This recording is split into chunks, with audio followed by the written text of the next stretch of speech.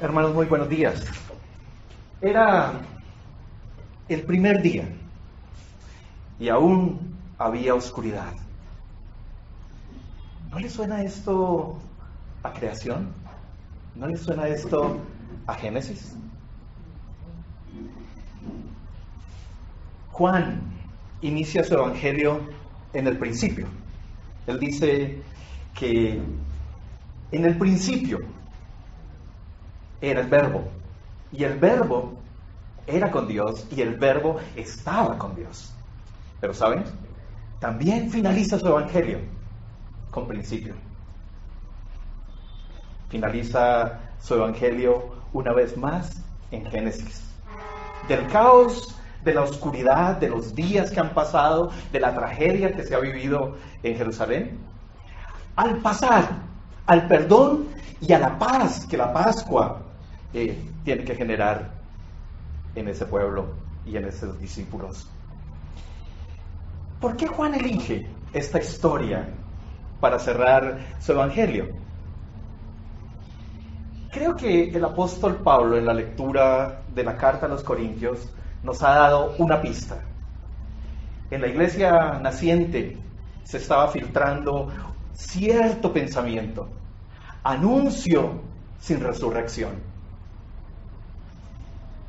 Y anuncio sin resurrección genera distorsión. ¿Cuál era el problema de un anuncio sin resurrección? Que si no había resurrección, vana era nuestra fe y vano resultaba nuestro anuncio. Pero más aún, si no había resurrección, el problema fundamental del ser humano estaba sin resolver. El pecado seguía gobernando. Juan, al cierre de su evangelio, se esfuerza por ayudar a su comunidad a encontrar al resucitado, para que su anuncio entonces sea eficaz. Se ve el anhelo del apóstol, que Jesús sea vivido como el resucitado, como el Señor, como el Cristo, y no como un simple Raboni, maestro. Y es que Jesús, como maestro, no hace la diferencia. Jesús como maestro es igualito a todos los demás. Pero como resucitado, se convierte en la piedra angular que desecharon los constructores. Y como se convierte en la piedra angular, entonces se hace Señor y fundamento de nuestra vida. Por eso, como le dijo el salmista, este día importante tenemos que celebrar que Él ha vencido, que Él ha resucitado. Esa es la forma como el Señor espera que la iglesia viva y anuncie su resurrección. De Raboni a resucitado es el tema de hoy, para que nuestro anuncio sea también eficaz. Menos mal que, a diferencia de Pablo, Juan elige a María Magdalena, una de las figuras más bellas y tiernas, encantadoras del Evangelio, quien en la tradición llegó a ser reconocida como la apóstol de los apóstoles. Y a través de su historia nos ofrece pruebas irrefutables de su resurrección, pero también encuentro con el resucitado. Veamos entonces, amados hermanos, las pruebas de su resurrección. María grita, María llega a la tumba y antes de cualquier cosa se da cuenta que la piedra está movida, ella no mira nada, pero se devuelve corriendo y grita: sacaron de la tumba el cuerpo del Señor y no sabemos dónde le pusieron. En la antigüedad, el testimonio de 2 o 3 era suficiente para que la verdad fuera aceptada. Han cambiado los tiempos, ¿no? Ahora ni nuestras cortes son confiables. El testimonio de 2 o 3, en este caso, Juan y Pedro. Pedro un poquito más anciano, Juan un poco más vigoroso seguramente, el discípulo al que el Señor amaba. Corren también. Juan llega primero, mira, pero no entra. Pedro llega después y en su impulso entra y ve allí lienzos bien colocaditos, el sudario dobladito, y se queda. Luego Juan vuelve a entrar. Pero la tumba, como un testimonio de veracidad, está vacía y ordenada. Yo no sé si ustedes han sufrido robos alguna vez en la vida, pero saben, amados hermanos, ladrones no dejan ordenada la casa. Ladrones desordenan. El caos es terrible, pero esta tumba está vacía y ordenada. Entonces, 2 o 3 testigos. Los apóstoles eran suficientes. La tumba estaba vacía y ordenada. Pero también, dice la Sagrada Escritura, que entendieron las Escrituras, porque hasta ese momento no las habían comprendido, que el Señor tenía que resucitar. Solo cuando podemos entender y comprender la palabra, entonces también podemos entender ese misterio de la resurrección. La intención de Juan en todo el Evangelio es mostrarnos que el Señor Jesucristo es Dios. Y para ello nos ofrece una ruta que desde el mismo capítulo 1 empezamos a ver. La ruta para creer entonces, según el apóstol, es venir, es entrar, es ver y creer. O para ser más exactos, comenzar a creer. Pero unos vienen, pero no entran. Se quedan mirando, merodean un poquito, pero no entran. Otros entran. El que no entra a veces se da la oportunidad de entrar una vez más y comenzar a creer. Pero muchos se van a casa como si nada. Después, cada uno se fue a su casa. Parece que no sucedió nada en el corazón de ellos.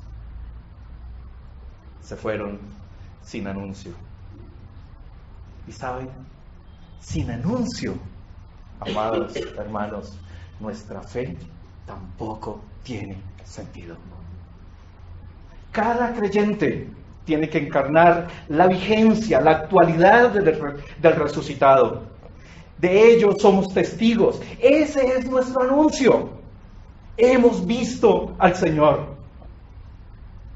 Es decir, que cada uno de nosotros se convierte en prueba irrefutable de su resurrección y lo respalda con la vida, amor, humildad, servicio, gracia, esperanza, todo lo que el resucitado nos ofrece.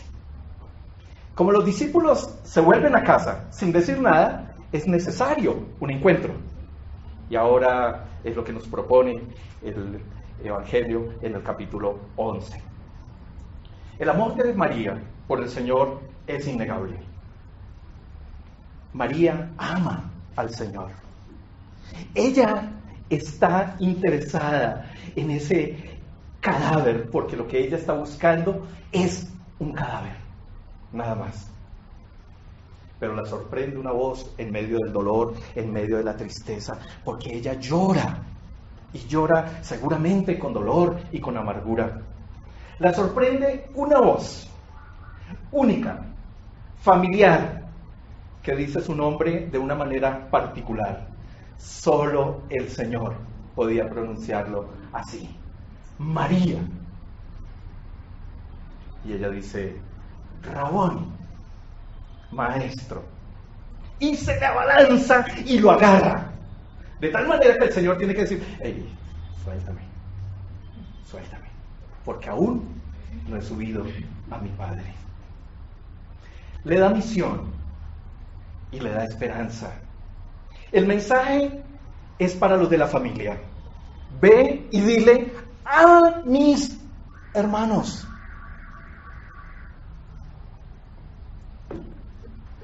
Voy a subir a mi Padre y al Padre de ustedes, a mi Dios y al Dios de ustedes. Más que ir, es buscarles, porque parece que estaban muy bien resguardaditos. La esperanza es que Él va al Padre y va a compartirnos a su papá, el Dios de Él, el Dios de nosotros, su Padre, el Padre de nosotros. La liturgia de este día nos interroga, igual que a la Magdalena. ¿Por qué lloran? ¿A quién buscan? Y es más, yo me atrevería a decir, ¿cómo se van a ir a su casa? ¿Llenos de resucitado? ¿Proclamando, anunciando, hemos visto al Señor? ¿O creyendo, pero llenos de indiferencia? ¿A quién anunciamos, iglesia? Tenemos que elegir. De esa elección y de esa respuesta depende la eficacia de nuestro anuncio. ¿Anunciamos a un simple maestro que nos traza un camino moral al que nos aferramos, al que podemos manipular y hasta explotar económicamente?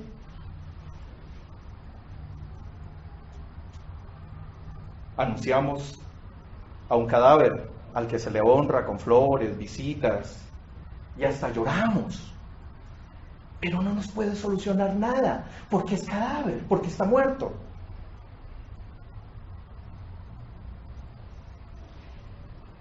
¿A quién anunciamos? ¿Por qué lloramos? Si por algo debe llorar la iglesia, es porque al igual que anunció María, se nos llevaron al Señor y no sabemos dónde nos lo pusieron. Sacaron al resucitado de la iglesia y nos pusieron a un economista que nos ayude a captar y a invertir. Nos sacaron al resucitado y nos pusieron a un chamán milagrero. Y entonces, más que por el resucitado, vamos por el milagro. Lloramos, y la iglesia tiene que llorar, porque perdimos la capacidad de reconocerle. Al igual que la Magdalena, nos habla y no sabemos quién es. Y entonces le continuamos buscando en medio de ese mar de secularismo. Creo, hermanos, que hoy más que nunca debemos llorar, porque los que están anunciando están siendo masacrados. Ese ejército fundamentalista acribilla cobardemente y mata a los que anuncian. ¿Y saben? Anuncian y mueren anunciando, diciendo, no renuncio al resucitado.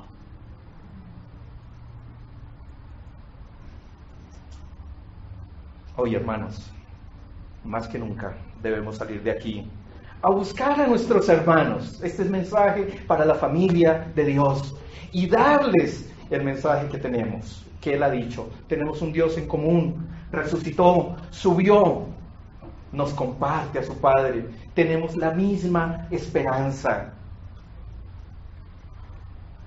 Es mensaje para el creyente, pero también es mensaje para todos, porque es el Dios de todos. Y como es el Dios de todos, y nosotros somos sus testigos, nuestros compatriotas deben saber que Él sigue caminando por nuestros campos minados, abandonados, que sigue caminando por nuestras ciudades ruidosas, atestadas, inhumanas. Que como lo dijo el escritor de Hechos, continúa caminando, haciendo el bien y liberando a los cautivos por el mal. Que su propuesta sigue siendo la misma y sigue perdonando los pecados. ¿A quién anuncian? Generalmente nosotros encontramos lo que buscamos.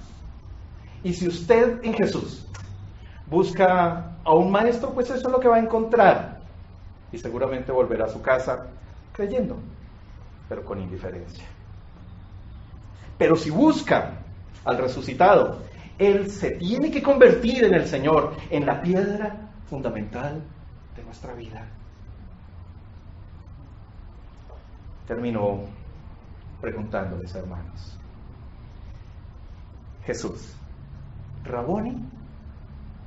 ¿Un simple maestro?